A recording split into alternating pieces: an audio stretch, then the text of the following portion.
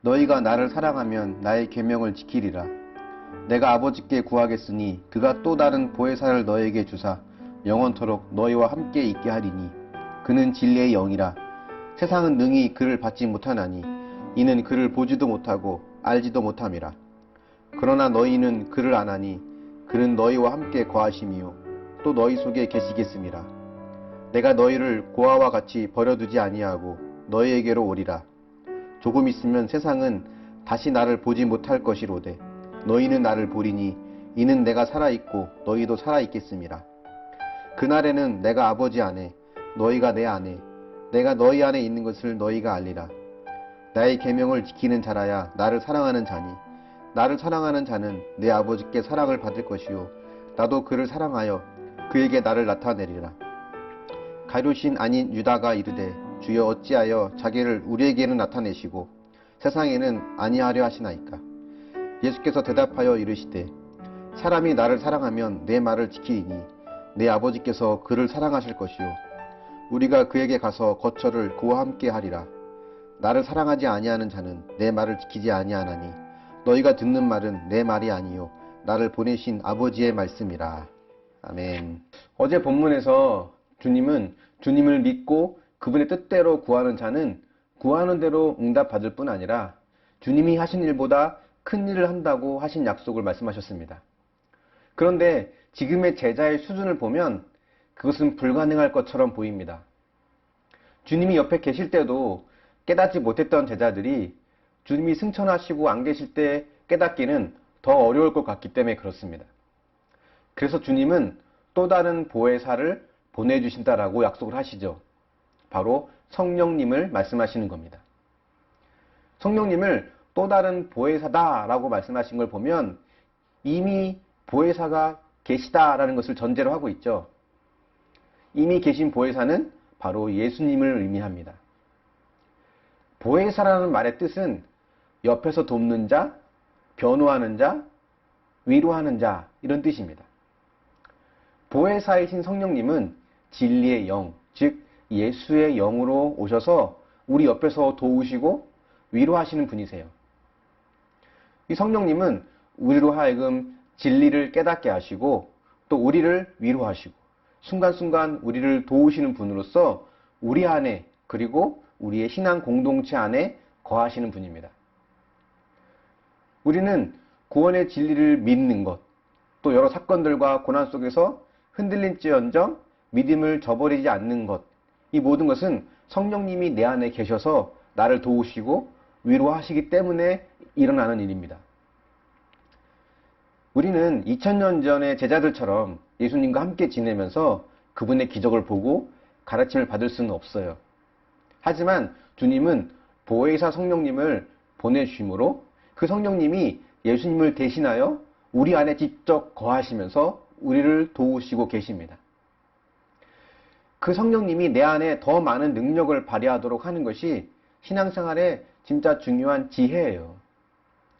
그래서 우리는 죄의 본성을 죽이고 그분의 음성에 귀를 기울이고 또 그분의 뜻에 순종하고자 더 많은 애를 쓰고 또 그렇게 기도해야 합니다. 주님은 그런 자에게 더 많은 능력을 나타내세요. 그렇게 살아가는 것, 또 그렇게 살아가려고 애를 쓰는 것이 바로 성령 충만입니다. 저 여러분이 이런 성령 충만의 삶이 가득하기를 축원합니다. 성령 충만의 증거는요, 주님을 사랑하는 거예요.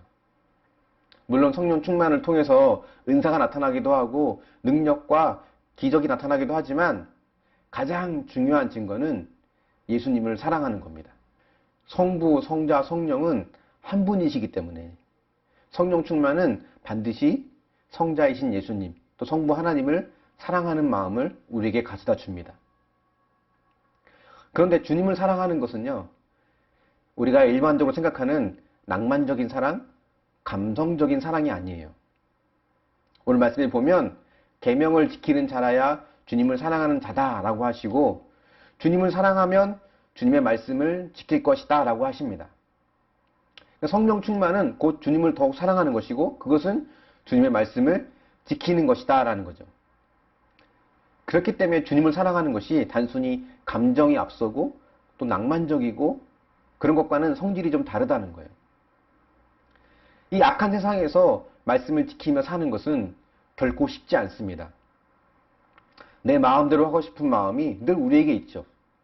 남들처럼 적당하게 세상과 타협하면 인정도 받을 수 있고 행복해질 수도 있을 것 같습니다. 그런데 내 안에 계신 성령님은 그렇게 살면 안 된다라고 우리 마음에 찔림을 주세요. 때로는 나 역시 그들과 똑같은 죄인이라고 하는 것을 보게 하십니다. 차라리 주님을 몰랐더라면 더 쉽고 재미있게 삶을 누릴 수 있을 것 같다는 생각도 가끔 합니다. 그래서 성령 충만한 사람, 말씀이 충만한 사람은 늘 마음속에 갈등이 있어요. 마음대로 살 것이냐 아니면 말씀대로 살 것이냐. 어느 성도님의 이야기를 잠깐 나누겠습니다. 어릴 적부터 아버지의 외도와 폭력으로 큰 상처를 입었었던 이분은 평생 아버지를 용서할 수 없을 것 같다고 했습니다. 근데 말씀을 보면서 또 큐티하고 신앙이 자라가면서 성령님은 계속 이분에게 아버지를 용서해야 한다는 마음을 강하게 주신 것 같습니다. 수많은 갈등 끝에, 오랜 시간의 갈등 끝에 병상에 누워 계신 아버지를 찾아가서 만나게 됩니다. 아버지는 뒤늦게야 이 성도님에게 용서를 구했고 이 성도님도 아버지에게 그동안 모른 척했던 것에 대해 용서를 구했다고 합니다. 그리고는 복음을 전하게 되어 아버지는 천국으로 가셨다고 합니다. 주님을 사랑한다고 하는 것은 이렇게 힘든 과정이 있다 할지라도 말씀이 인도하는 대로 순종하는 것을 말합니다. 아니, 최소한 순종하려고 갈등하며 고민하는 것을 말합니다. 여러분 곁에서 도우시는 보혜사이신 성령님을 의지해서 여러분도 말씀대로 살아가고 말씀대로 순종하는 믿음의 사람이 될 수 있기를 바랍니다. 우리 안에 성령께서 주시는 찔림이 있다면 주님이 나를 사랑하시기 때문에 나를 하나님의 뜻 가운데 인도하기 위함임을 인정하고 비록 힘들지만 내 마음에 갈등이 가득할지라도 마침내는 하나님의 뜻에 순종하는 저와 여러분이 될 수 있기를 축원합니다. 한번 묵상해 보십시오. 믿음 때문에 했던 내면의 갈등은 무엇이 있었습니까? 주님을 사랑하는 것이 말씀대로 사는 것이라고 하는데 나는 주님을 얼마나 사랑한다고 생각하십니까? 보혜사 성령님이 내게 주신 위로나 도우심 중 가장 생각나는 것은 무엇이 있습니까? 오늘 우리 이 말씀을 기억하면서 또 이 묵상 지문을 통해 오늘 하루도 성령 충만으로 살아가는 저와 여러분이 될 수 있기를 예수님의 이름으로 축원합니다. 기도하겠습니다. 사랑의 하나님, 우리가 말과 혀로만 주님을 사랑하는 것이 아니라 행함과 진실함으로 사랑할 수 있길 원합니다.